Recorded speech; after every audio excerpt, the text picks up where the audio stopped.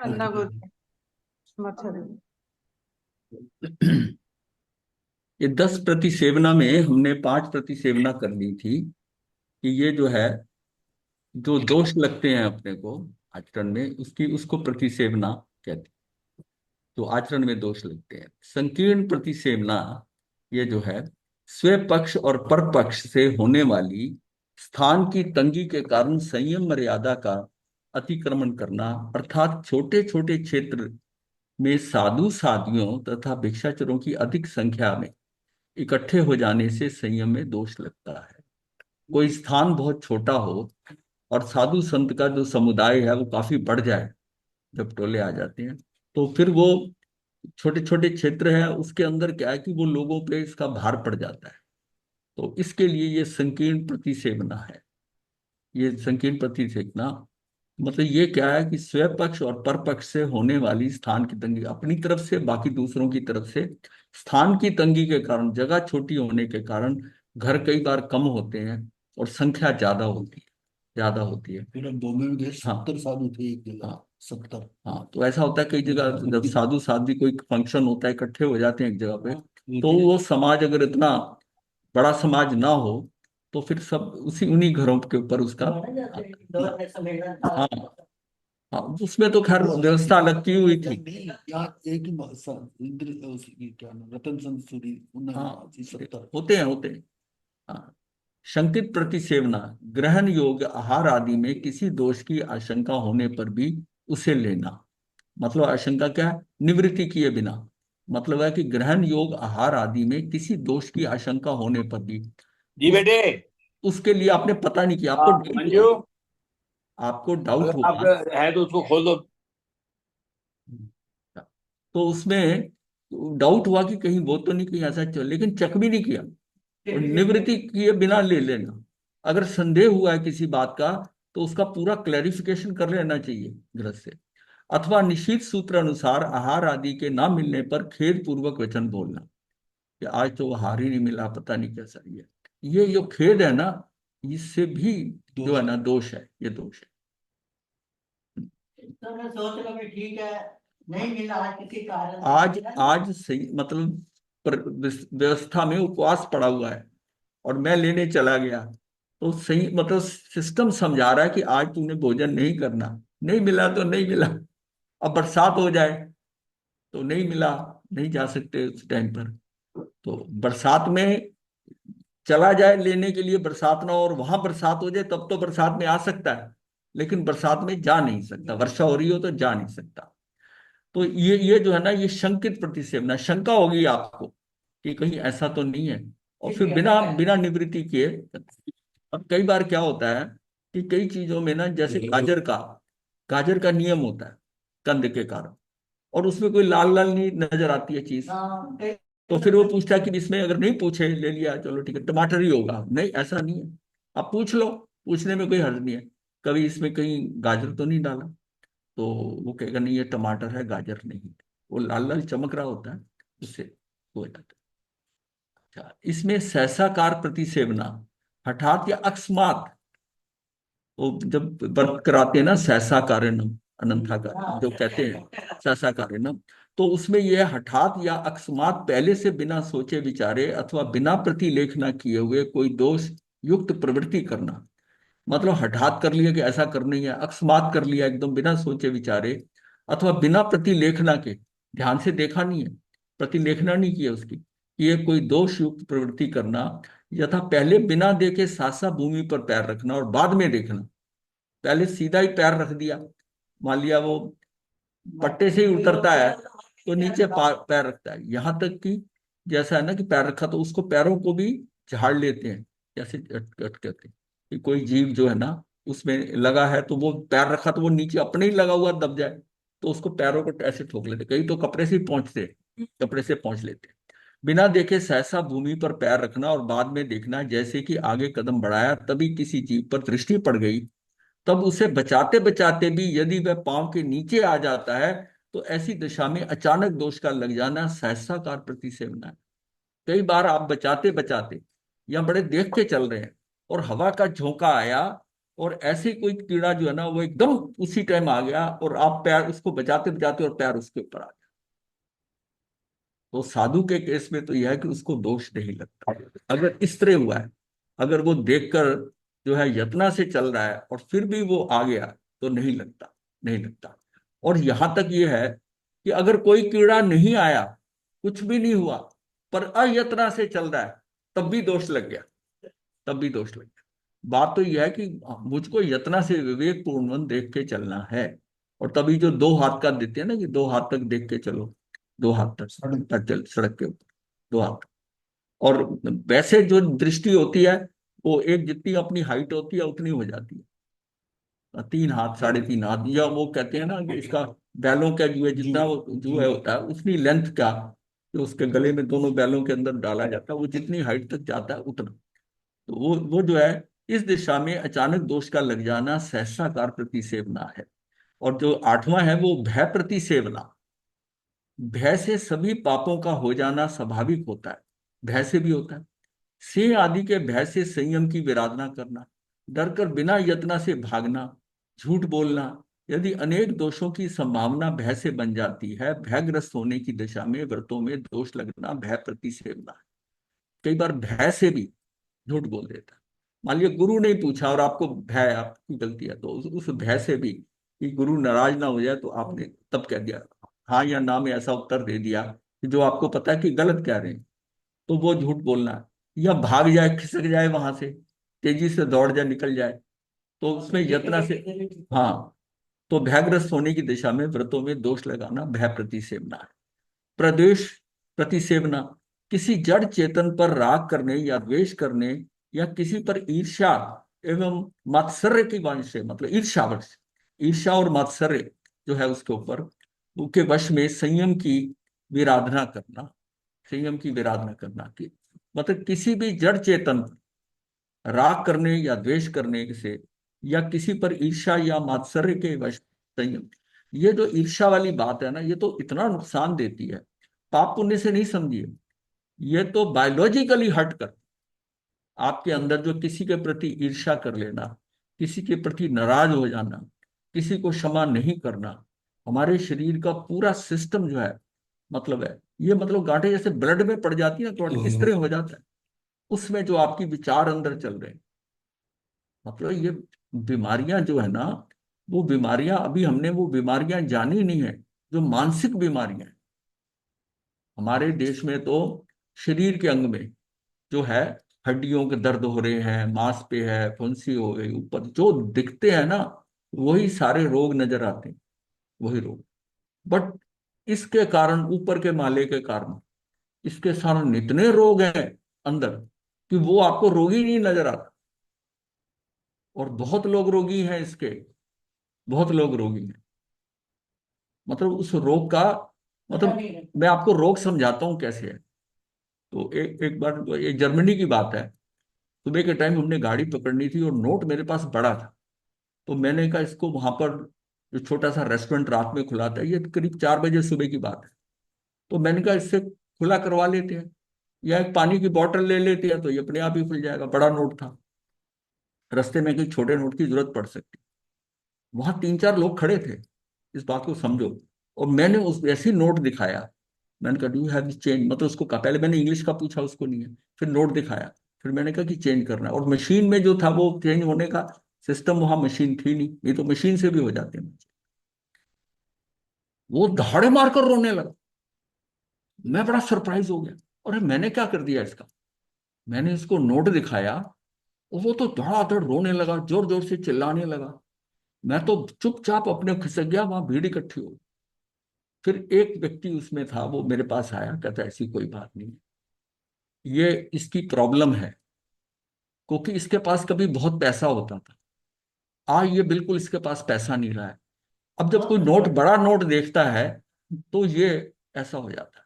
मुझे तो ऐसा लगा कि ये भीड़ मेरे पीछे पड़ जाएगी। और मेरे लिए नया एक्सपीरियंस था, और मुझे ऐसे रोगों का कोई पता नहीं था कि ऐसा भी कोई रोग होता है, ऐसा भी रोग होता है। मतलब ये बड़ा सुन के आपको भी बड़ा हैरान होगा कि एक व्यक्ति सुबह के टाइम ऐसे नोट दे रहा है, उसको दिखाया गया, बस ऐसे दिया है, बात करिए, और धाड़े मार के रोने लगा। उसको संभालना मुश्किल हो गया, भीड़ इकट्ठी हो गई वहां पर।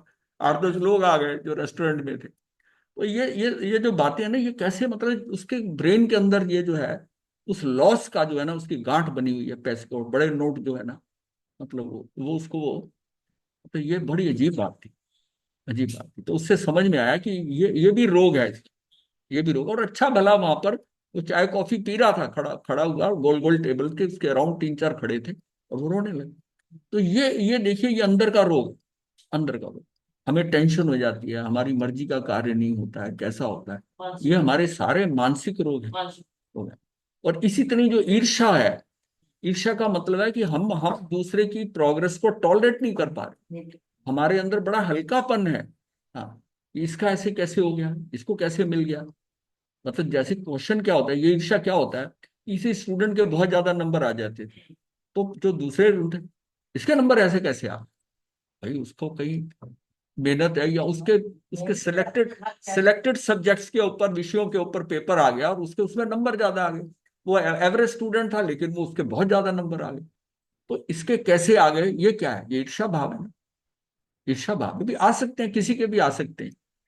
तो ये अंदर जो ईर्ष्या का है, क्षमा का है, हम सब पाप पुण्य से ना जोड़े इसको, अपने शरीर के साथ भी जोड़े। उस टाइम हमारे शरीर के अंदर ऐसे रसायन, ऐसे केमिकल पैदा हो जाते हैं जो कि हर्ट करते हैं बात।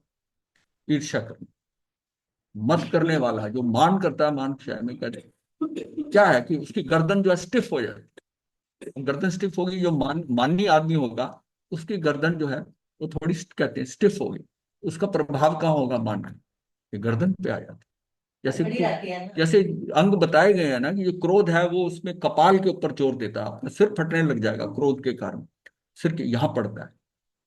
माया जो है वो पेट को करती है, माया से पेट का, डर से भी पेट का होता है, डर से भी पेट होता है, वो सारा यहाँ यहाँ होता है, सिस्टम के अंदर होता है।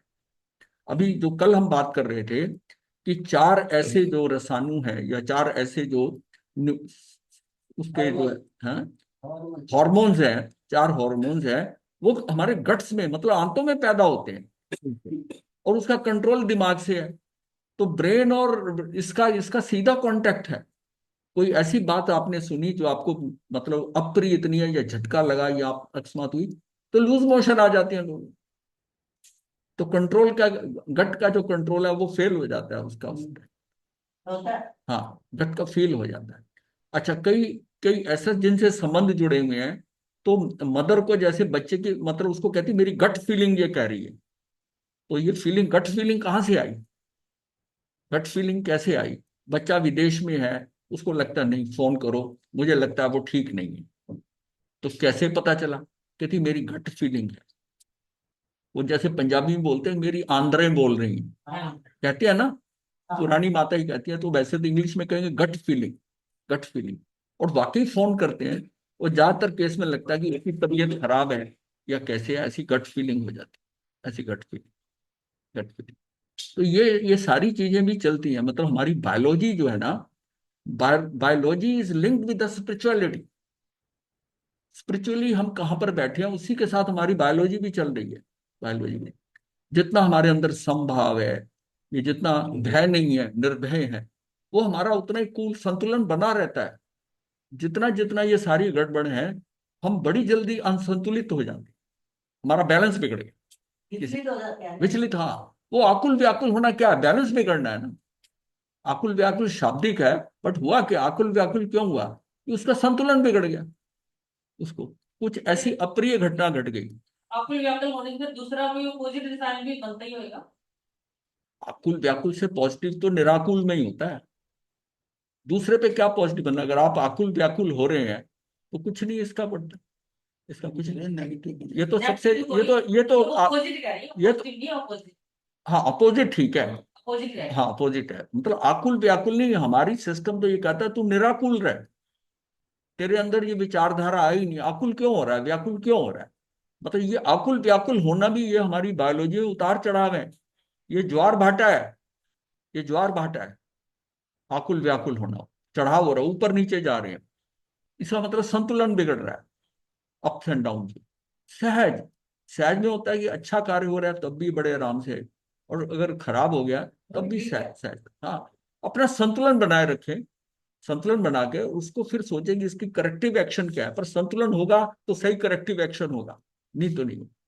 तो ये जो भय प्रति सेवना और प्रद्वेष प्रति सेवना जो है ना, कि किसी जड़ चेतन पर राग करने से या द्वेष करने से, किसी पर ईर्ष्या एवं मात्सर्य के वंश से संयम की विराधना होती है। अब चेतन के साथ तो आप मान जाते हो, अब जड़ के साथ जो है, जड़ के साथ राग हो गया। मेरी शॉल इतनी बढ़िया है, मेरी शॉल इतनी बढ़िया है, ये ऐसी है, तो उस शॉल को हल्की है, उसको बड़ा संभाल संभाल के रखता है, और अंत हुआ तो उसी के अंदर कीड़ा बन गया। कीड़ा बन गया, वो कैसे बन गया? वो शॉल क्या उसके अंदर चली गई? भाव उसके थे पड़े थे। हाँ, हाँ। मतलब कई बार डेफिनेशन के हिसाब से हम कहते हैं चेतन और अचेतन।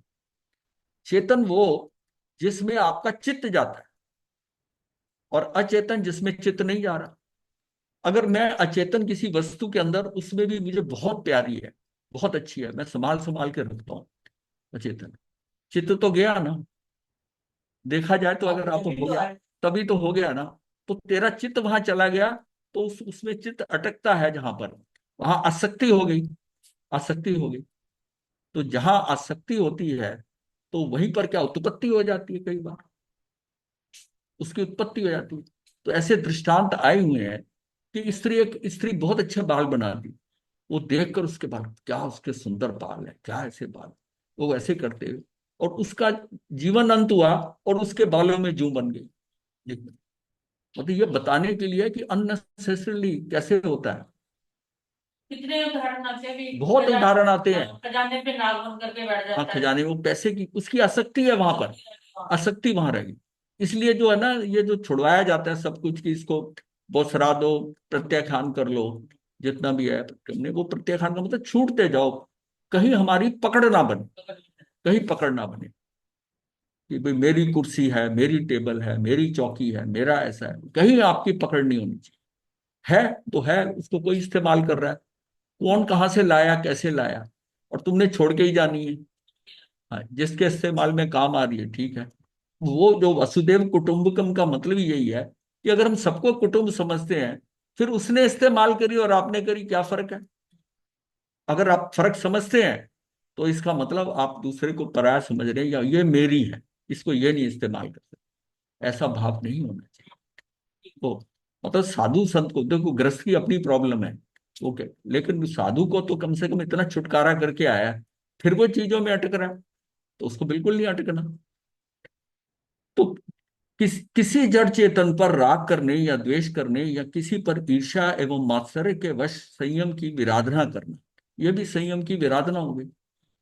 मतलब उस समय के अंदर मैंने किसी के बारे में अगर सोचा, ये करा, उस पर कमेंट दिया, मैंने अपना ही समय खराब किया, और वो जो मेरे अंदर विचार आया, वो मेरी नेगेटिविटी का विचार है, मेरे अंदर की नेगेटिविटी, अगर मैं कर रहा, नहीं तो उसको कोई नहीं, जो इसको इसका आ गया तो इसके कर्मों में होगा, ये ले गया, मैं ले गया, क्या फर्क पड़ता है? अपने को मिला तो इसकी खुशी नहीं, दूसरे को मिला तो उसका गम नहीं, उसका गम नहीं।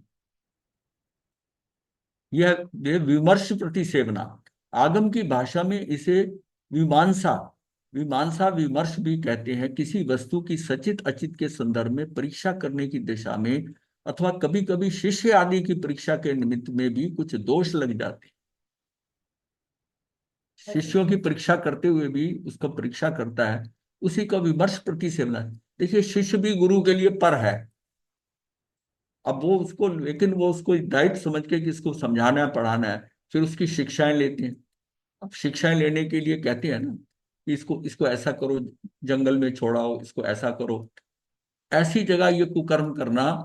अब कैसे, एक बार कहा कि उनको कबूतर दिए गए, वटकली पुत्र, उसको एक ऐसा, जैसे नकली होती है ना, कि इसकी गर्दन वहां मरोड़ना जहां कोई नहीं हो। ये दूसरे धर्मों में आती है ये बात। तो वो फिर वहां जाता है, जाकर ना एक जगह वो झाड़ी, एक जगह गुफा में छुप के करता है। तो एक व्यक्ति कुछ नहीं करके आता, शिष्य जो है वापस वैसे ही लेके आता है, कहता है ऐसी कोई जगह नहीं मिली जहां कोई नहीं हो। तो बोले ऐसी कैसी कोई जगह नहीं? कहता मैं तो था ना, मेरी आत्मा तो थी, मैं तो देख रहा था। तो गुरु ने कहा ये पास है, बाकी सारे फेल है, बाकी सारे फेल। हाँ, अब ये जो है ना, कि तो उसके किया कि पृथ्वी के चक्कर लगाने के लिए कह दिया था। तो गणेश ने क्या करा कि पूरा अपना जो है आपके भगवान आपकी पृथ्वी पूरा चक्कर लगा के आओ करके, और उसने अपने माता पिता को बिठाकर उनके चक्कर ले लिए, फटाफट ले लिया आराम से। और बाकी जो जिनको भेजा गया गुरु ने, उसको आराम शर्म लगता है ना भेजने का, तो पूरे चक्कर लगा के आओ। तो ये इसमें ये एग्जाम्पल है कि कभी कभी शिष्य आदि की परीक्षा के निमित्त से कुछ दोष लग जाते हैं। हम भी कई बार किसी का चेक करने के लिए जो कहते हैं, कई बार देखिए कि उसमें दोष लगता है कि नहीं लगता है आप। इन 10 कारणों में से किसी एक से भी व्रत दूषित हो जाते हैं, अतः साधक को इन दोषों से उसी तरह बचना चाहिए जैसे निरोगता का इच्छुक कुपथ से और जीने का इच्छुक विष से बचने का प्रयास करता है। जो निरोगी रहना चाहता है उसको पता है कि ये खाना मेरे लिए सुटेबल नहीं है, ये पथ्य नहीं है, कुपथ्य है। तो वो उसको उसको और जैसे जीने का इच्छुक जो है उसको पता चले कि ये जहर है, तो उससे बचने का प्रयास करता है ना। इसीलिए इन 10 कारणों को थोड़ा समझकर हमें बचने का प्रयास करना है। शुरू हमने करा था ये दर्प से। अगर पहले अगर देखें तो ये जो है दर्प के ये 10 आदि जो थे ना, ये मतलब ये ज्यादातर इस पे डिस्कशन होता नहीं है, पर ये इंपॉर्टेंट है ये समझने के लिए, खासतौर इस काल के अंदर कि 10 भेद है। दर्प प्रति सेवना हमने करा, फिर प्रमाद का प्रति सेवन कर रहे हैं, ये दो सबसे बड़ा प्रमाद में तो इतने गलत काम हो जाते हैं। तो दर्प प्रति सेवना, प्रमाद प्रति सेवना, अनाभोग अर्थात बिना उपयोग किए दोष लग गए। हाँ, इसके इसका। और फिर ये था आतुर्य है, ये क्या है, आकुलता व्याकुलता के कारण ये प्रति सेवना हो गई। आपात प्रति सेवना, आपत्ति काल के अंदर दोष लग जाता है, उसमें हफड़ा दफड़ी के अंदर कुछ ना कुछ कर बैठता है तो वो दोष लगता है। और ये जो है ना संकीर्ण प्रति सेवना, ये हमने आज किया है, संकीर्ण का शंकित 7 प्रति नंबर सेवना 2 बार है। है। 7 नंबर 2 पर है, ऐसे नहीं 2 बार है, अभी आगे भी आएगा। ये देखो ये 7 सासा कारण है। 7 नंबर। 7 नंबर 2 डाल। अच्छा अच्छा, 2 डाले। अच्छा, 7 लिखने में 2 बार गए तो हाँ। Number serial order. इसको सही पूरा अच्छा अच्छा, तो 7 फिर कोई मिसिंग है क्या? नहीं, मिसिंग नहीं। हाँ, देख लिया। अच्छा फिर 11 हो गया। अच्छा, हाँ, क्योंकि इसमें इस सारे विषय में ना सारे 10-10 ही आते हैं, आगे भी जो आएंगे ना 10 है, तो ये हो सकता है 11 होंगे लिखने में। नहीं, किसी के पॉइंट 2 होंगे ज्यादा। नहीं ऐसा नहीं पता, उनके पूरे नाम। तो प्रदेश प्रति सेवना, विमर्श प्रति सेवना, इन इन 10 कारणों में से किसी एक से भी व्रत दूषित हो जाते हैं, अतः साधक को इन दोषों से उसी तरह बचना चाहिए जैसे निरोगता का इच्छुक कुपथ से जीने का इच्छुक विष से बचने का प्रयास करता है। प्रति सेवना के उपरोक्त 10 कारणों में से किसी भी कारण से संयम क्या यदि विराधना की जाती है या हो जाती है तो साधक के लिए आलोचना द्वारा प्रायश्चित बताया गया। आलोचना कैसे?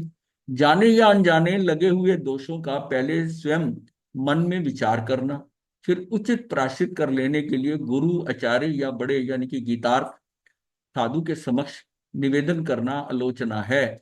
वैसे सामान्यतया आलोचना का अर्थ होता है कि अपने दोषों का भली भांति अवलोकन करना, अपने दोषों का भली भांति अवलोकन करना।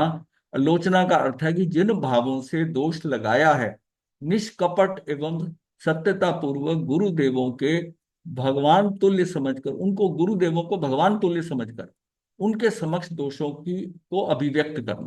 गुरु को गुरु नहीं समझो, भगवान समझो, इनको सब इनसे कुछ छुपाना नहीं। किंतु कुछ साधक अपकीर्ति के भय से, कुछ कपट भाव से, कुछ अधिक प्रायश्चित के भय से, कुछ अनभिज्ञतावश, कुछ मान सम्मान के नष्ट हो जाने की दृष्टि आदि अनेक कारणों से आलोचना को भी दूषित कर दे। गुरु को उतना ही बताते हैं, मतलब ये चीजें होती हैं कि गुरु को बताते हैं जितना वो कि उसके जो उसकी ग्रेविटी जो है ना, जिस इंटेंसिटी से किया है उसको छुपा लेते, और ऐसा करके मतलब बता भी देते हैं, तो ये तो मायाचारी हो गई उसे, उतना ही बताते हैं। और कुछ लोग तो हैं कि उनको पता हो कि गुरु से ये दोष हुआ है, गुरु भी दोष में कई बार गुरु और शिष्य में क्या छुपा होता है, उसको दोषी है, अपने उसी दोष को गुरु के आगे करते हैं क्योंकि वो हाँ समझ गई। हाँ अगर किसी में ऐसी ये कमी है तो मेरे में भी है। हाँ, तो फिर वो ज्यादा दम में भी हाँ उसमें भी है। ठीक समझ आया, बिल्कुल आपने ये तो बिल्कुल सही समझ लिया। तो ये जो है ना, दूषित आलोचना से व्रतों की शुद्धि नहीं होती। जैसे नाली के गंदे जल से धोया हुआ कपड़ा साफ नहीं हो सकता, वैसे ही दोषपूर्ण आलोचना से आत्मशुद्धि एवं व्रतों की शुद्धि नहीं हो सकती। आलोचना वही साधक कर सकता है जिसमें दोषों के प्रति घृणा हो। सत्य को पाने के लिए मतलब उसको घृणा मतलब यह है उस हिसाब से कि उसको बुरे लगते हो, घृणा, उसको ये लगे कि यह दोष मेरे से होना नहीं चाहिए। आलोचना वही साधक, और हो गया गलती से, तो वो सत्य को पाने के लिए सत्य का उन्मूलन करना आवश्यक होता है। माया युक्त की हुई आलोचना द्वारा आत्म शुद्धि एवं व्रतों का शुद्धिकरण नहीं हो सकता। ये शुद्धिकरण नहीं होगा, वो दिखावे के लिए कर रहा है। उसने जिस जिस इंटेंस, उसको तो पता है, जिसने जैसी की है उसको स्थिति पता है, फिर उसको हल्का हल्का करना या उसको ऐसा बताना कि वो जो है ना, वो अपने साथ क्या मायाचारी है, वो मायाचारी है। आलोचना के 10 दोष इस प्रकार हैं यथा: आकंप्य, अनुमान्य, दृष्ट, बादर, सूक्ष्म, छल प्रछन्न, शब्दाकुल, बहुजन, अव्यक्त और तत्सेवी। ये आलोचना के भी 10 दोष है। जैसे प्राश्चित के दोष आते हैं 10, वो अलग है, ये आलोचना के 10 दोष है। आलोचना में अकंप्य, अकंप्य के क्या है? कांपते हुए आलोचना करना, ताकि गुरुदेव समझे कि ये साधक दोष के नाम लेते हुए कांपता है, मन में दोष ना करने का खटका है। दूसरा ये अर्थ भी संभव है कि प्रसन्न होने पर गुरुदेव मुझे अल्प प्रायश्चित देंगे, ऐसा सोचकर उन्हें यानी कि गुरु को सेवा आदि से प्रसन्न कर कर फिर आलोचना करना। अब आज आलोचना करनी है, 1-2 घंटा पहले गुरु की कुछ सेवा कर देनी है। हाँ? ये तो अंदर कपट धोखा हो गया, ये तो हाँ, ये तो बिल्कुल है। तो तभी तभी दोष है ना, ये तभी आलोचना का दोष है, धोखा हो गया तभी तो। ये जो बताया गया है ना, ये घटनाएं घटती हैं, अगर आप देखोगे तो ये आपको ऐसा नहीं लगेगा। हाँ, अब इसमें ये होता है कि अगर ये 10 है तो कोई इसमें से कोई 2 करता होगा, वो बाकी 8 नहीं करता होगा। सारी 10 की 10 तो किसी एक में होंगी नहीं। तो ये जो है काम मतलब कांपते हुए ऐसे करो, मेरे से हो गई गलती, ये बड़ा दुखी, आंखों में आंसू बह रहे हैं, ये हो रहा है, ये ऐसा करके, और फिर वो बताता है। अब जैसे कोई बच्चा जो है ना गलती कोई कर देता है तो माता पिता के सामने पहले रोने लग जाता है, फिर आदमी पुचकारते हैं क्या हुआ क्या हुआ, फिर वो कहते हैं कि वो भाई की वो चीज पे टेबल पे पड़ी थी, वो दवात पड़ी थी, मेरे से गिर गई, वो टूट गई, वो नाराज होगा, कोई बात, वो पहले रोने लग गया पहले ही। अच्छा, हाँ, तो ये रोने लग जाना पहले ही।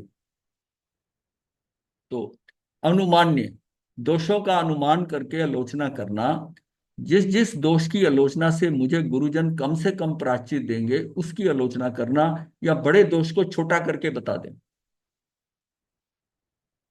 मतलब यह अपना तोल लिया उसने अनुमान में, मतलब 2-3 अगर गलतियां करिया तो एक पे ही जोर दे दिया जाता है और बड़े दोष को थोड़ा हल्का कर दिया। दृष्टि, जिस जिस दोष को गुरु आदि ने सेवन करते देख लिया उसी की आलोचना कर देंगे। इसलिए बतानी पड़ेगी। हाँ, मतलब बाकी सब गलत देख लिया, तो वह जिस दोष को गुरु आदि ने सेवन करते देख लिया उसी की आलोचना करना। और ये फिर बादर है, केवल बड़े बड़े दोषों की आलोचना करना, छोटे दोषों की नहीं होना, ये बादर दोष है। वस्त्र धोते समय बड़े धब्बों को हटा दिया जाए और छोटे धब्बों को ना हटाया जाए, ये भी तो बहुत बड़ा दोष है। तो छोटे का चलो, ये छोटा सा दाग है रहने दो, तो उसको भी तो हटाना है। सूक्ष्म का क्या है? जो अपने छोटे छोटे दोषों की आलोचना करता है वह बड़े बड़े दोषों की आलोचना करना कैसे छोड़ सकता है? इस प्रकार का विश्वास उत्पन्न कराने हेतु केवल छोटे छोटे दोषों की आलोचना ही करना, छोटी छोटी गलतियां तो बता देनी, बड़ी नहीं बतानी, कोई आपस में मिलते जुलते भी नहीं। छन्न प्रछन्न का है, अधिक लज्जा के कारण आलोचना के समय अव्यक्त शब्द, छन्न प्रछन्न का मतलब ऐसे बोलना कि वो सुन ही ना सके या उनको समझ ही ना आए। अधिक लज्जा के, हाँ हाँ, अधिक लज्जा के कारण आलोचना के समय अव्यक्त शब्द बोलते हुए इस प्रकार से आलोचना करना कि जिसके समक्ष आलोचना करे वह भी पूर्ण रूप से सुन ना सके, वो समझ ही ना सके। करके जो है आलोचना जब सुनी नहीं रहा। ये बताया अगर, तो कोई कपट वाली बात तो हाँ, छन्न प्रछन्न आलोचना के दोष बताए। दोष हैं। अब कौन इसमें सारी किसी में नहीं होंगी, 10 ये 10 या 10 होगी 10, लेकिन उसमें से कोई एक दो तो आ सकती है, और कोई बिरला ऐसा हो सकता है नहीं भी हो सकती, कोई ऐसी बात थोड़ी है। ये तो पॉसिबिलिटीज है, संभावनाएं हैं। कि ऐसी कहीं भूल से भी भूल ना हो जाए, इसलिए उसको केयरफुल मतलब क्या यत्न से सावधानी से आलोचना करते हुए आप परफेक्शन से आलोचना करनी। शब्दाकुल, शब्दाकुल होकर दूसरे अगितार्थ व्यक्तिगण सुन सके, इस प्रकार से उच्च स्वर में बोलना। कोई ऐसी शब्द आलोचना करे जो दूसरे भी सुन ले कि भाई मैं आलोचना कर रहा हूं, ये शब्दाकुल, जोर से शब्द बोल देना उसको। बहुजन, एक ही दोष या अतिचार की अनेक साधुओं के पास आलोचना करनी। अब एक गुरु के पास कर दी आलोचना, फिर वही दूसरे गुरु के आगे भी, तो उसके नंबर 2 पे कर दी, 3 पे भी कर दी, वो समझेगा ये मुझे इंपॉर्टेंस दे रहा है। वैसे तो एक से ही करनी एक से चाहिए। करनी है, अपने गुरु से ही करनी चाहिए, हाँ। या आचार्य हो तो आचार्य से करे, गुरु करे, हाँ बड़ा हो जो करे। अब उसको आप रिपीट कर कर क्या चाहते हो, क्या करना चाहते हो? देखिए ये भावना ये होती है ना, जैसे हाँ, हमने तो जैसे अठाई करते हैं। अब जिसने अठाई करी वो अपने समाज के आसपास समाजों सब में नाम लिखा देता है।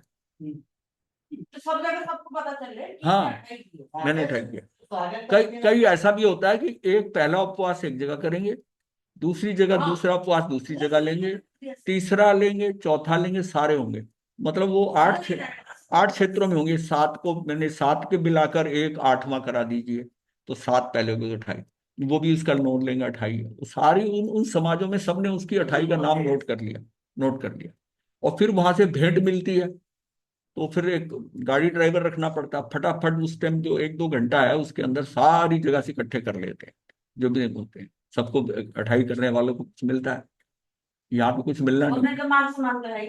हाँ, तो बहुजन अव्यक्त गीतार्थ, जिस साधु को पूरा ज्ञान नहीं है कि किस दोष की कैसी किस परिस्थिति में कि हुए दोष का कितना प्रायश्चित उचित है, के समक्ष आलोचना करना, या जो साधु प्रायश्चित विधि से सर्वथा अनभिज्ञ है उसके पास आलोचना करना दोष है, क्योंकि उसके पास आलोचना करने से व्रतों की शुद्धि नहीं हो सकती। अपने से नेक्स्ट जिनके पास दीक्षा ली उनके पास जाकर कर देना, अब वो उनको नहीं पता है, चाहे इतना खुद ही नहीं पता। और ये भी हो सकता है जो कर रहा है उसको ही ना पता हो कि मैंने किसके पास जाना, ये भी पॉसिबिलिटी संभावना है। तत्सेवी, जिस दोष की आलोचना करनी हो उसे उसी दोष के सेवन करने वाले के समक्ष आलोचना करना, ये आगे आलोचना करना। जैसे 2 साधकों ने एक समान दोष का सेवन किया, फिर दोनों ने एक दूसरे के समक्ष आलोचना की, तो वह आलोचना दोषपूर्ण होती है। और दोनों ने की, वो कहता मैं तेरे से आलोचना कर लेता हूं, तू मेरे से कर ले। तो उन्होंने मिलकर गलती कर लिया। दोनों दोषी। अतः प्रायश्चित वालों के पास आलोचना नहीं करनी। मतलब ये सारी संभावनाएं, ये आलोचनाओं के 10 दोष हैं जिन्हें त्याज्य समझना चाहिए। अब इसमें आप देखोगे कि मतलब ये सहज लग रही है, एक्चुअली ये तो प्राकृत भाषा में तो बड़े थे, ये बड़ी सिंपल भाषा में बड़ी आसानी से बड़े इजी वे में समझाया गया है, समझ आ जाए तो उसको समझाया गया। अब ये जो है ना भगवती सूत्र के अंदर ये भी आता है, सूत्र 192 के अंदर 25-7 के अंदर, आलोचना करने तथा सुनने योग्य साधकों के गुण। हाँ, ये भी पता होना चाहिए साधु को, मुझे कहाँ पता है।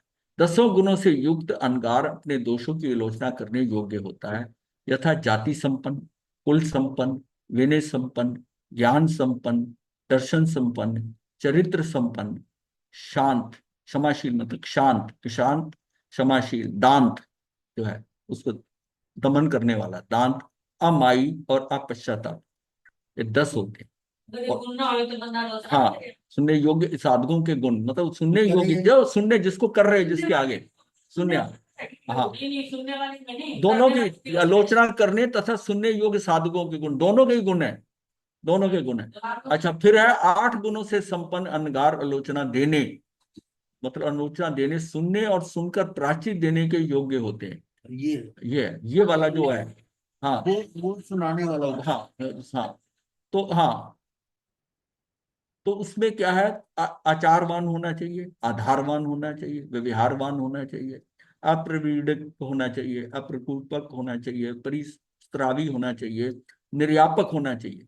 ये प्रवृत्ति का मतलब है है प्रवृत्ति। परिस्रवी, मतलब उसके कर्म नहीं बन रहे हो, श्राव नहीं हो रहा हो। ये श्राव का मतलब आना, आगमन। निर्यापक जो है जो कंट्रोल करता है, वो निर्यापकाचार्य होते हैं ना, जिस टाइम वो संथारे में कराते हैं, तो वो जो गुरु होता है वो निर्यापकाचार्य होता है, तो आचार्य होता है जो अपायदर्शी होता है, अपायदर्शी होना चाहिए। अपाय जो है उपाय का उल्टा होता है। आलोचना करने योग्य 10 गुण संपन्न साधक, जाति संपन्न, उत्तम जाति, मातृकुल वाला बुरा कार्य नहीं करता, अर्थात दोषों का सेवन करता ही नहीं है। यदि कभी उससे दोष युक्त कार्य हो जाए तो वह शुद्ध हृदय से उसकी आलोचना कर लेता है। मातृपक्ष जिसका शुद्ध हो वह जातिवान है, उसमें लज्जा और विनय 2 गुण आवश्यक है। ये तो छोटे बच्चों में ही होता है कि कई बच्चे ऐसे होते हैं जिनसे कुछ गलती हो जाए तो अपनी माता को जाकर बताते हैं कि आज मेरे से ये भूल, और कई भय के मारे नहीं बताते, चुप के रखते हैं। कोई पकड़ा जाए तो फिर वो कोई कुरेदा जाए कि ये किसने किया किसने किया। और कई जिससे कुछ हो जाता है, कोई गलत काम हो गया, घर में कोई चीज टूट गई या उसके कारण कुछ हो गया, वो जाकर अपनी माता को बता दे कि भाई ऐसा है, माता पिता को, कि ये मेरे से गलत हो गया, ऐसा हो गया। और कई लोग उसको छुपाते हैं, और छुपती कोई चीज है नहीं है, सिर्फ एक काल ही होता है जो छुपाता है। कितने काल के बाद वो एक्सपोज हो जानी, वो तो होनी होनी। तो उस हिसाब से वो जो है ना, फिर वो पकड़ा जाता है, फिर करते करते वो वहां पहुंच जाते हैं, और फिर वो मान लेता है सब। जैसे आजकल सीबीआई वगैरह करते हैं ना, चुपते वो मानते ही नहीं पहले, और फिर वो जो है साम दाम दंड भेद उससे जब करते हैं तो फिर वो सारा कुछ एडमिट करता है।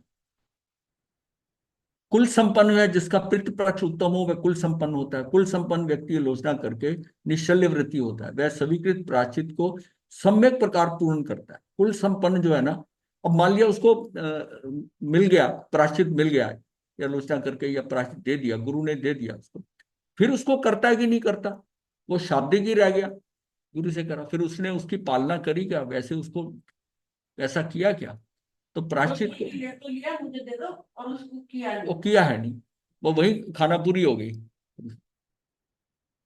विनय संपन्न, तभी कहा गया है ना कि अगर जो भी ऐसा लिया हो तो समाज के सामने सब पब्लिकली उसको डिक्लेयर करना पड़ता है। मान लिया वो करा, और फिर उसके बाद में उसने तेला कर लिया, उसको दंड मिला तेले का, और जब तेला करा तो तेले का उसने उसको ऐसा ऐसे बताया कि इन्होंने तेला किया, तो फिर वो तो समाज के सामने कहता है कि मैंने ये तेला जो किया है, ये उस मेरा उस जो है प्राश्चित के, हाँ, उसके संदर्भ में ये तेला किया गया, मतलब उसकी, प्रायश्चित उतारने हाँ, के लिए। प्राण ये क्लियर करना पड़ता है। विनय संपन्न जो है, विनयवान साधु बड़ों की बात मानकर पवित्र हृदय से आलोचना करता है। ज्ञान संपन्न जो होता है मोक्ष मार्ग के लिए क्या करने योग्य है और क्या नहीं है, इस बात को भली भांति सम्यक प्रकार से जानकर ज्ञानी आलोचना करता, मतलब उसको पता हो कि मेरा दोष छुपाने से अगर रह गया वो कब निकलेगा, इसलिए मैं इस दोष को आज ही पूरा क्लियर कर दूं, कुछ हल्का भी उसका ना, लेश मात्र भी उसका अंश ना बचा रहे। अगर बचा रह गया तो उस दोष को फिर कहां से निकालूंगा मैं, आज तो मुझे पता मैंने किया, फिर तो वो परिणाम में आएगा। बात तो यही है, ये बात समझनी, ज्ञान संपन्न का मतलब वो समझता है कि कुछ भी मेरे से हुआ है, मैं आज चाहूं तो उसकी आलोचना उसी उसी उसी डिग्री की आलोचना और प्रायश्चित करता हूं, तो वो कितना हट सकता है, जितना हट सकता है गुरु उसी के हिसाब से देगा। और अगर उसको मैं उसमें कुछ रख लेता हूं तो वो कब निकलेगा, फिर वो तो ब्याज के समेत आएगा, फिर जब आएगा तो फिर फंसेगा। फिर उस समय जो है ना वो ऑल ऑफ ए सडन आता है। सबसे बड़ी आलोचना प्रायश्चित का फायदा ये है कि आपने जो गलती की है उसकी भूल अभी सुधार। ये बिल्कुल वैसे ही है कि आपने लिखा कैसे है, पेंसिल से लिखा है तो रबड़ से मिटा लिया, और इंक से लिखा है तो भी मिटाने का जो है उसको रबड़ से घिसोगे तो नहीं वो उतरेगा, शाई से लिखा हो, उसके लिए अलग केमिकल आते हैं, उसको उससे उससे अलग लगाओ। और एक व्हाइट फ्लूइड आता है, उसको आप छुपा लेते हो, व्हाइट फ्लूइड, ये सारा प्रैक्टिकल होता है, प्रैक्टिकल होता है उस चीज को उठते। अब यह है कि जिसका जैसा है उसको वैसे ही उठाना पड़ेगा उसी हिसाब से। पर मुझे तो वो रिमूव करना है, मुझे तो रिमूव करना है, अगर रबड़ से रिमूव होता है तो रबड़ से करो, और किसी से करना है, क्योंकि वो दाग रह ना जाए, क्योंकि इसका जो रिजल्ट होगा, इसका परिणाम होगा, वो बहुत भयानक होगा और अनएक्सपेक्टेड आकस्मिक आएगा। अब अगले भाव में किसी, जब अब जो कर्म हमारे आ रहे हैं वो वही है जो कर्म करके छूटे हुए हैं, छुटे हुए हैं, जिनकी आलोचना नहीं की, प्रायश्चित नहीं किया कुछ, और वो वैसे ही वैसे उसी ग्रेविटी से, उसी इंटेंसिटी से हमारे सामने आ रहे हैं। और जब आ रहे हैं तो अब हमें तो पता नहीं, फिर उसको संभालना बहुत मुश्किल है। उस समय मैं रिएक्ट भी कर सकता हूँ, वो कर्म मेरा नवीन भी बांध देगा, उस कर्म को मुझे समझ नहीं आएगी, या उस भूल के ऊपर उसको सही करते हुए दोबारा भूल कर दी। अब हम इसी तरह ही फंसे हुए हैं ना भव ब्रह्मणा के अंदर, कि वो जब चीजें आती है हमारे सामने हमारे कर्मों के कारण, हम फिर लुढ़क जाते हैं, और फिर लुढ़क जाते हैं तो वो फिर एक कर्म बन जाता है। अगर वही कर्म जो हमने किया था उसी समय ही उसकी जो है यथाउचित उसकी हमने आलोचना या प्रायश्चित कर लेंगे, आगे की लाइन क्लियर हो, साफ हो गया। साफ हो। जैसे हम क्षमा मांग लेते हैं और क्षमा कर दिया गया तो वो बात वहीं की वहीं खत्म हो जाती। नहीं कर को क्षमा मांगते हो तो वो आपके दिमाग में खटकती रहेगी, वो शूल की तरह चुभती रहेगी, इससे शल्य बन जाएगा। नहीं तो वो बात आई, दूसरे आपने माफी मांग ली, उसने माफ कर दिया, बात खत्म हो गई, बात खत्म हो गई। तो उस चीज का क्या किया, वो आपने आगे का सारा सिस्टम क्लियर कर दिया। और अब जो जो चीजें सामने आ रही हैं उसको संभालना पड़ता है। अगर तो मेरी जितना मेरा सामर्थ्य है, आत्मवीर्य मेरा जितना है, उसकी डिग्री के अंदर आ रही है, तब तो मैं कुछ कोशिश करके संभाल लेता हूँ जितना मेरा ज्ञान है उसके साथ। अगर उससे ज्यादा की आई तो मैं भी भड़क पड़ता हूँ, मैं भी उससे चला जाऊंगा, मेरी भी स्थिति ऐसी हो जाएगी कि एक नवीन कर्म बन जाएगा, नवीन वही कर्म। आकुलता व्याकुलता वही वही। तो ज्ञान संबंध जो है ना, ये मोक्ष मार्ग के लिए क्या करने योग्य है। अब जिसने मोक्ष की लक्ष्य बनाया है उसको तो ये होता है कि कुछ भी पीछे का अज्ञानता से किया हुआ, अब मैं ज्ञानी हूं, ज्ञान है, इसलिए कुछ भी मेरा ना बचे कि जो बाद में बहुत भयावह परिणाम रूप आया मेरे सामने, उसका रूप की शक्ल ले। अब पुराने तो निपटाने ही निपटाने हैं, पर नवीन को तो मैं अभी यहीं का यहीं साफ करता रहूं। दर्शन संपन्न क्या है, श्रद्धावान साधक भगवान के वचनों पर श्रद्धा होने के कारण शास्त्रोक्त प्रायश्चित से होने वाली शुद्धि को मानता है और श्रद्धा पूर्वक आलोचना करता है। अब जो श्रद्धा होने के कारण श्रद्धावान साधक जो है वो भगवान वचन को, जैसे निश्चित सूत्र में दिए हुए हैं, कुछ और भी सूत्र, कई बार ऐसा है आप अकेले हैं कुछ नहीं है, अब जैसे स्थान है, किससे करना किससे करना, आपको जो ठीक लगता है उसके हिसाब से कम वो तो कर ही लेना। उसको रेफर, जैसे अभी कल पर बात ही कर रहे थे ना, तो कि अगर वाहन का दोष लगा है तो आपको इतना करना है, इतना है 120, हमें पता चल गया। अब आपको अगर नई सुविधा कहीं मिलती है ऐसी तो आपने ले लिया, कर लिया, पब्लिकली बता दिया कि हाँ भी कर लिया, ये वाहन का प्रयोग हुआ था इसी तरह। तो दर्शन संपन्न श्रद्धावान साधक भगवान के वचनों पर कर लिया, शास्त्रोक्त प्रायश्चित होने वाली शुद्धि को मानता है और श्रद्धा पूर्वक आलोचना करता है। चरित्र संपन्न, अब चरित्र संपन्न जो है, उत्तम अथवा विशुद्ध चरित्र पालन करने वाला साधक चरित्र को शुद्ध रखने के लिए दोषों की आलोचना करता है। मतलब कुछ चरित्र के दोष जो आ जाते हैं ना, उन दोष शुद्ध रखने के लिए दोषों की आलोचना करता है।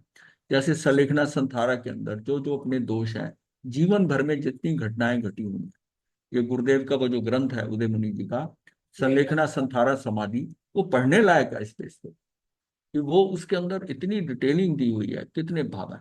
मतलब उससे पता चलता है कि ऐसे भी दोष होते हैं, ये तो बड़ा ब्रॉड सेंस में बताया जा रहा है।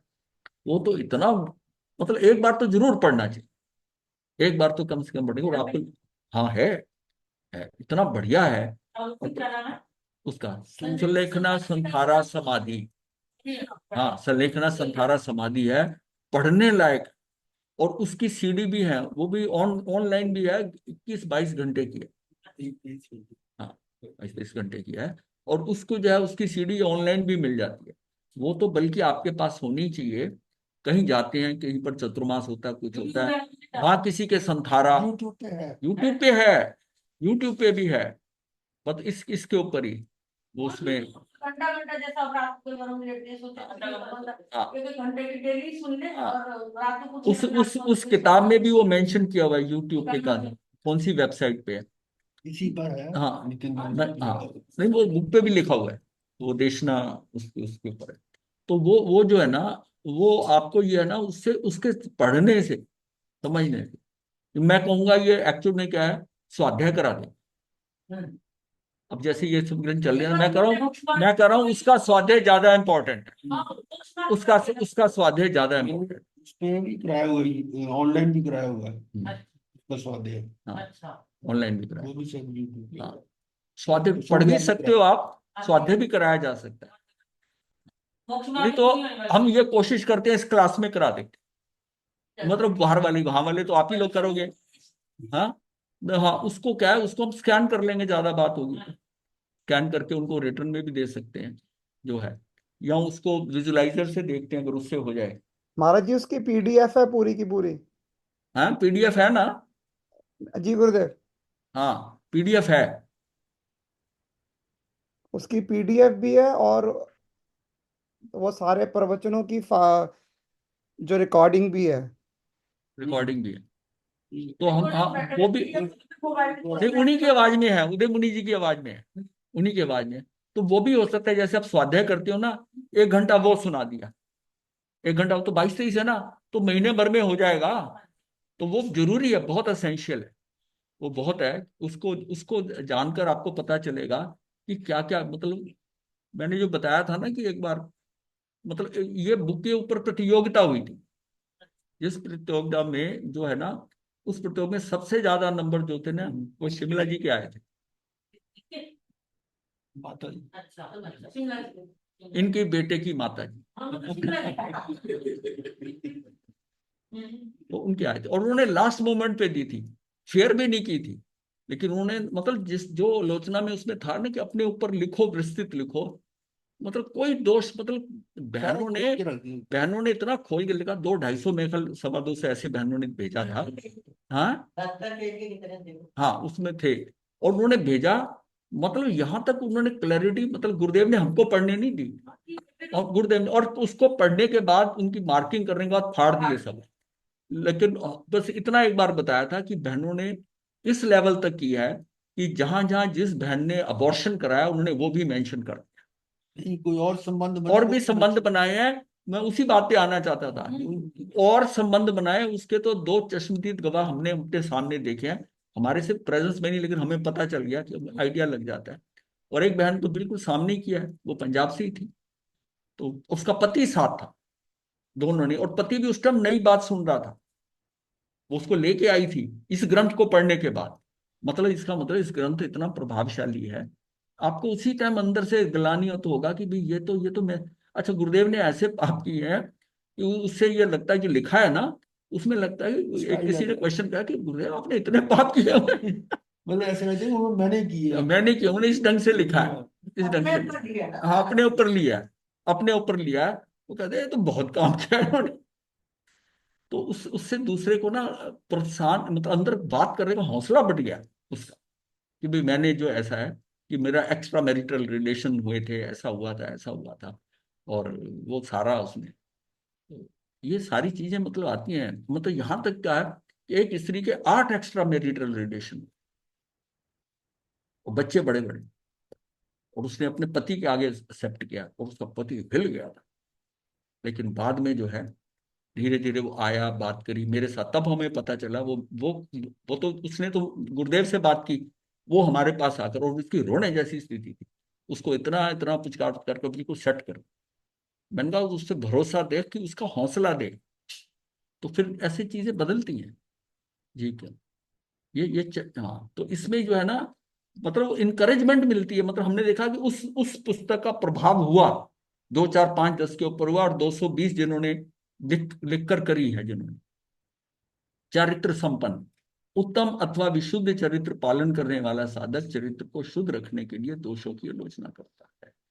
तो उत्तम अथवा विशुद्ध चरित्र पालन करने वाला साधक चरित्र को शुद्ध रखने के लिए दोषों की आलोचना करता है। मतलब इतनी इतनी निर्मलता आ जाए किसी के अंदर, इतनी सरलता आ जाए, मैं करूँ उसके दोष कितने कम हो गए, जिन्हें शांत जो है, तो इसमें अर्थात क्षमावान, ये शांत, मतलब ये शांत जो है, क्षमावान, क्षमावान, जो किसी दोष के कारण गुरु से उपालंब आदि मिलने पर क्रोध नहीं करता, और सहिष्णुता संभाव से दिया हुआ प्रायश्चित सहन करता है, अपना दोष स्वीकार करके आलोचना करता है। मतलब कई बार जब गुरु ने प्रायश्चित दे दिया, तो फिर वो ये सोचे कि ये ज्यादा दे दिया, ये कर दिया, जब आपने उसको प्रायश्चित दे लिया, उसमें भी ऊहापोह नहीं करनी है, ऊहापोह नहीं करनी है, दोष स्वीकार करके कैसे मतलब है, सहिष्णुतापूर्व मतलब है, उसको सहजता से शांति के साथ सहते हुए समभाव से सहिष्णुता पूर्वक, हाँ, मतलब उसके अंदर प्रतीक्षा इतनी होनी चाहिए कि वो सारा सुन करके इतना मुझे दिया, ज्यादा दिया कि कम दिया, वो जो उसके लिए जो दिया उसको स्वीकार हाँ, करते स्वीकार। हैं, जल्दी।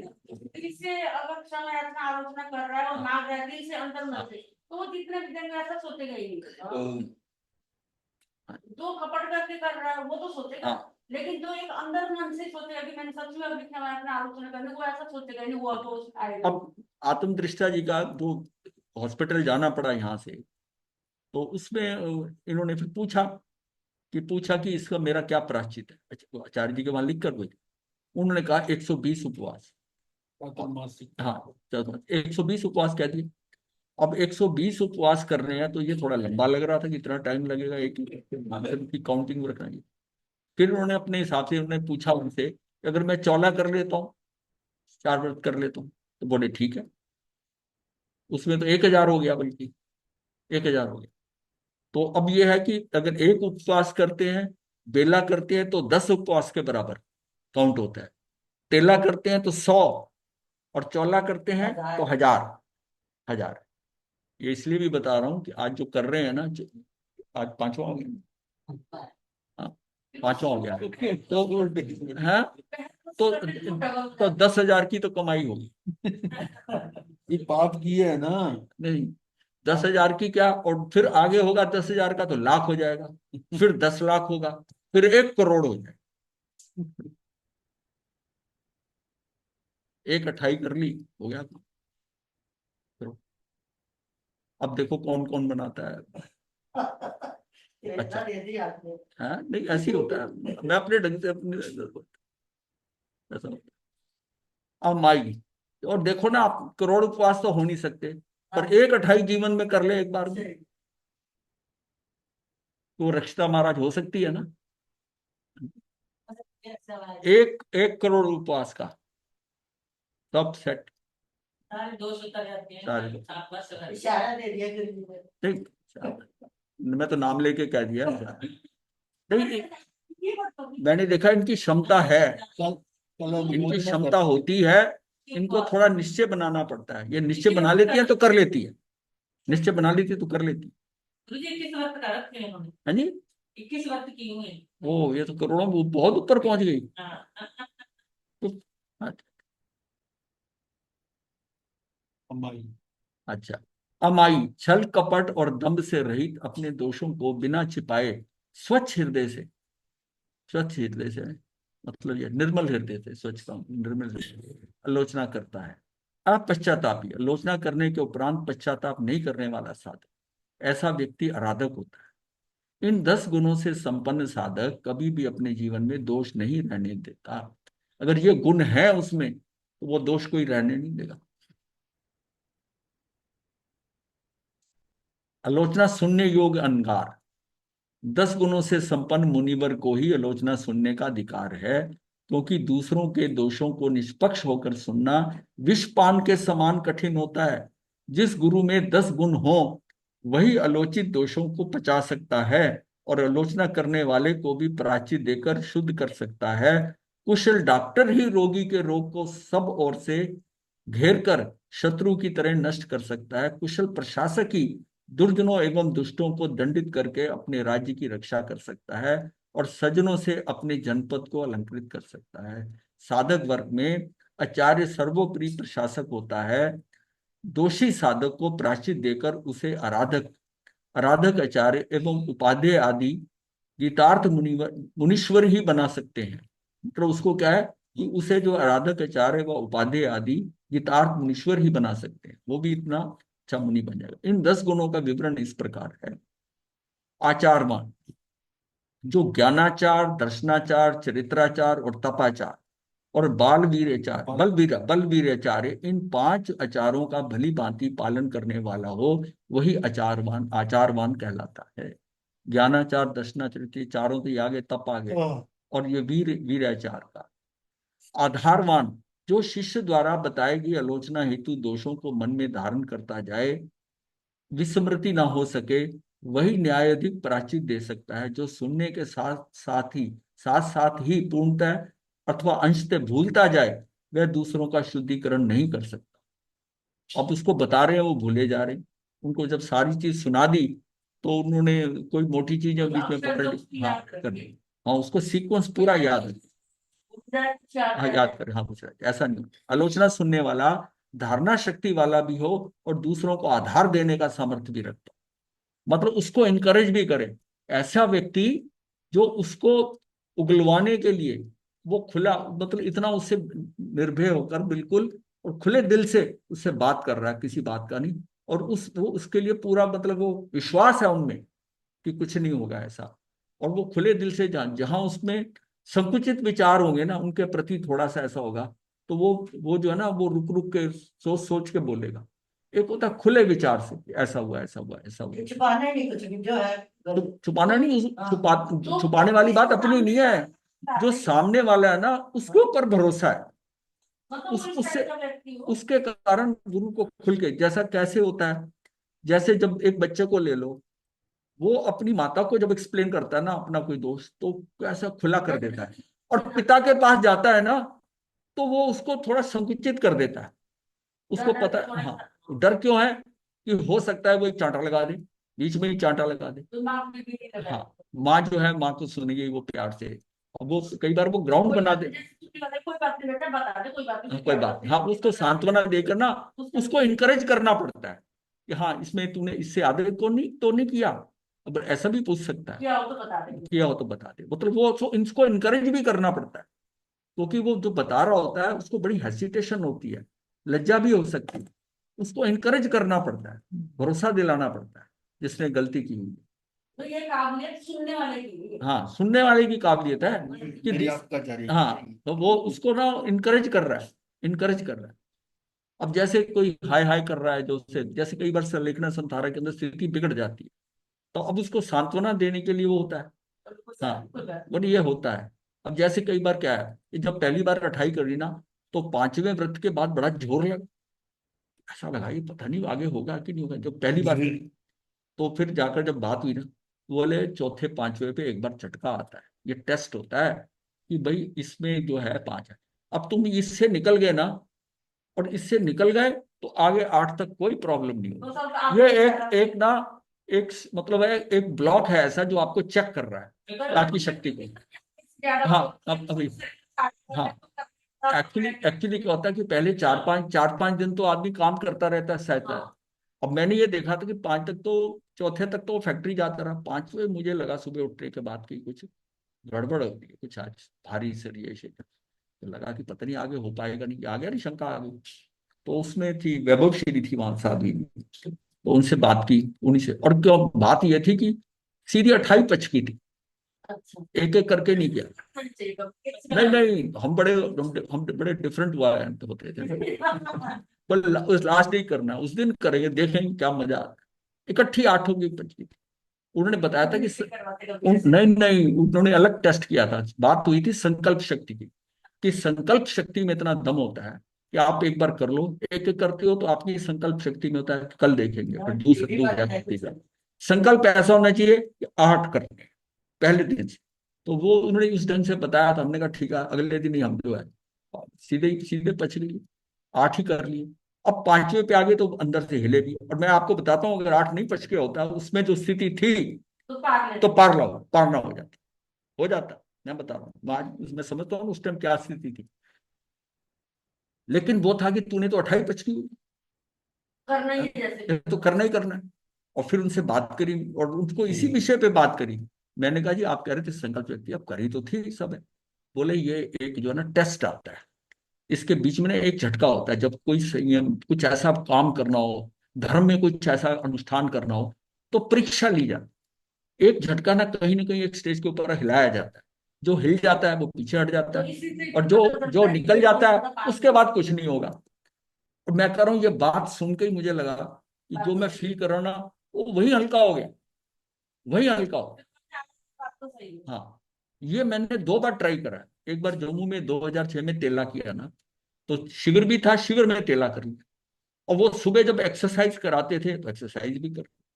अब दूसरे दिन वहां जब तीसरा दिन सुबह हुआ ना, शुरू हुआ, तो अंदर से ऐसा लगा कि जैसे दिल घट रहा है, कुछ ऐसा हो रहा है।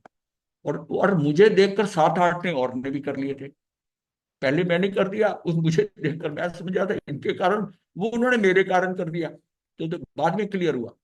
मैं श्रीश मुनि जी के पास गया और उनसे कहा, मैंने कहा जी ये कुछ बड़ी विचित्र स्थिति हो रही है, मुझे लगता है कि लेट जाऊं, अब जाऊं तो फिर शिविर के अंदर ये थोड़ी होता, शिविर में तो सारी क्लासें अटेंड करनी।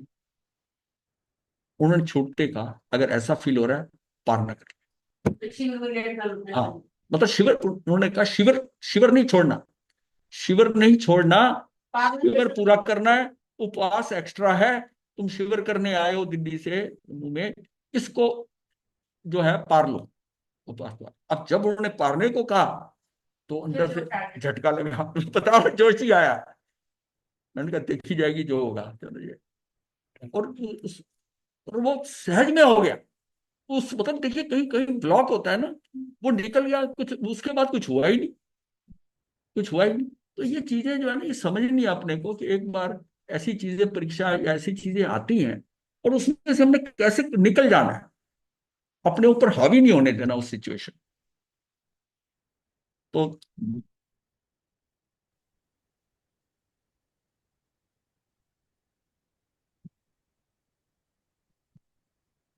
कुछ बोल रहे हैं आप, विपिन जी कुछ बोल रहे हैं?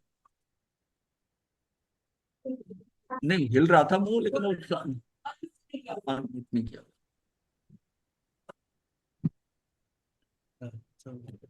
मथे वंदना माता। मथेंद्र में गुरुदेव आयम्बिल का पटकान करो। हाँ जी, धारणा प्रमाण है। तो आपकी तो एम्बुलों की ठाई हो जाएगी फिर, ऐसा लगा। ठीक है, अच्छी बात है, अच्छी बात। संकल्प है जी गुरुदेव। संकल्प है, संकल्प में शक्ति है। हाँ जी, निर्मल जी साता है? बिल्कुल साथ है जी गुरु जी। हाँ जी, ये भी हमारे निर्मल जी भी अच्छी तपस्या कर लेते हैं।